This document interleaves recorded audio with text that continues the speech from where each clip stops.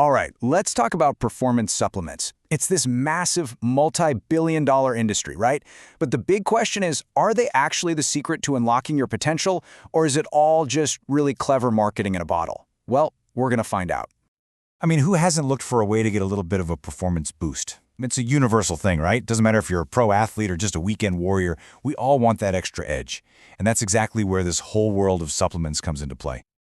So, here's our game plan. We'll kick things off with the basics. Then we'll look at the 5 different ways to boost performance. From there, we're diving into what I call the Wild West of the supplement world. And we'll wrap up by giving you some real tools to help you choose wisely and, most importantly, safely. Okay, let's dive right in. Before we can really get into the weeds, there's one key term we've got to get our heads around. It's kind of the foundation for everything we're about to talk about. And that term is ergogenic aid. It sounds super scientific, but if you break it down, it's actually pretty simple. It comes from Greek. You've got ergo, which means work, and genic, which means to generate. So you put it together, and ergogenic aid is literally anything that helps you generate more work. Or, to put it even more simply, it's anything that enhances your performance. That's it. Okay, so this is where things get really interesting. When you hear performance enhancer, what do you think of? Probably pills, powders, that kind of stuff, right? Well, the truth is, the world of ergogenic aids is way, way bigger than that. In fact, there are 5 totally different categories. And this chart here just lays it all out perfectly. You've got the nutritional stuff we're all familiar with, like carb loading, but then there are things you probably never even thought of as a performance aid, like a simple warm-up. That's a physiological aid. Using visualization before a big game, that's a psychological aid. Heck, even just using a better tennis racket is a biomechanical aid. Now, all of these are fascinating in their own right, but for today, we're going to zero in on that first category, the nutritional aids. All right, on to the main event, nutritional supplements. And look, to use them the right way, you really have to understand the world they live in. And honestly, it can feel a lot like the Wild West out there. So a lot of this goes back to a law from 1994, the DSH, and it made this one super important distinction.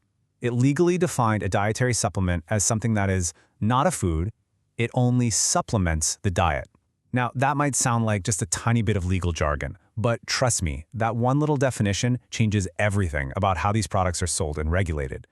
And because of that law, every single supplement has to have this supplement facts panel. You've seen this 1,000 times, I'm sure. It looks so official, doesn't it?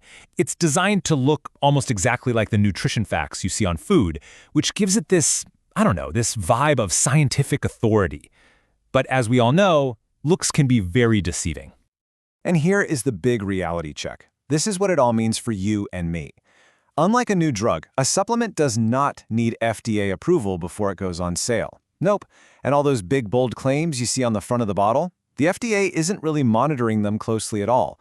A company can even bring a new ingredient to market and basically just give itself the green light, saying it's generally recognized as safe. It's pretty wild. So that leads to a really important question, right? If the claims aren't really being checked, how in the world are you supposed to know what's real and what's just marketing?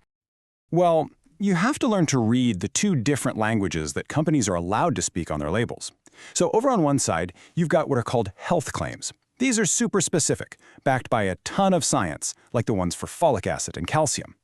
But then you have the other side. These are called structure/function claims. And they sound great, right? Builds muscle mass? I mean, who doesn't want that? But this type of claim has a giant catch, and you usually find it buried in the fine print. And here it is. This is the catch. This is the sentence you have to look for. By law, if a company makes one of those vague structure/function claims, they have to put this disclaimer on the bottle. And let's translate it from legalese to plain English. It's the company literally telling you, hey, just so you know, the FDA has not evaluated our claim. It is, without a doubt, the single most important sentence on any supplement you pick up. And once you know to look for that little sentence, all the other marketing tactics suddenly make so much more sense. The celebrity athlete endorsements, the glowing testimonials from users, the talk about scientific research that's never actually published. It's all there to build up this image of credibility because, as that tiny disclaimer admits, they don't have the official regulatory proof for their big claims. Okay, so things are a little murky, right? We've got this confusing landscape, potentially misleading claims, not a lot of oversight, so how do you navigate it all safely? Well, let's build ourselves a little toolkit. So what's the answer? How can you actually cut through all that marketing noise? What is the #1 thing you can do to protect yourself and make sure you're getting what you think you're paying for? The answer is you look for these seals. Seriously, this is your best friend in the supplement aisle. Think of these logos from groups like NSF, USP, and Informed Choice as your own private investigators. When you see one of these on a bottle, it means an independent group, a third party, has actually tested that product. They've verified that what's on the label is actually what's in the bottle. And, maybe even more importantly, they've checked that it's not contaminated with anything else. And that last point, the one about contamination, that is absolutely critical, especially if you're a competitive athlete, because it can lead to something that could end a career. Inadvertent doping, and it's exactly what it sounds like. An athlete tests positive for a banned substance, but they didn't take it on purpose. It was hidden in a tainted supplement. You know, it's scary how easily this can happen. Maybe an ingredient has a weird chemical name that you don't recognize as a banned substance. Or maybe the manufacturer just doesn't list everything that's in there. But a lot of the time, it's just simple contamination during the manufacturing process. And that right there is exactly why those third-party seals are an absolute must-have, a non-negotiable for any serious athlete. So, we'll leave you with this one question to think about. Now that you've seen how the industry works, how it's regulated, or in some ways how it isn't, do you really know what's in your supplements? It's a question worth asking because at the end of the day, it's your health and your performance on the line.